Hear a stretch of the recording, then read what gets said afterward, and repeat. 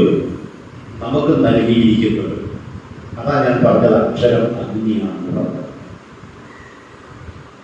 നമ്മൾ ഒരുപാട് ദിനങ്ങൾ ആചരിക്കാറുണ്ട്.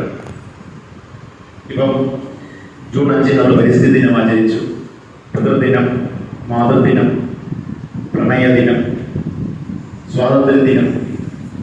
അതുപോലെ നമുക്ക് ആചരിക്കാനുള്ള ഒരു ദിനമാണ് വായനാ ദിനം. വായനാ ദിനം വായിക്കാനൊരു ദിവസം എന്ന് വെച്ചാൽ ഇന്ന് മാത്രം വായിച്ചാൽ മതി എന്നാണ് അതിന്റെ അർത്ഥം. ആണോ? അല്ല.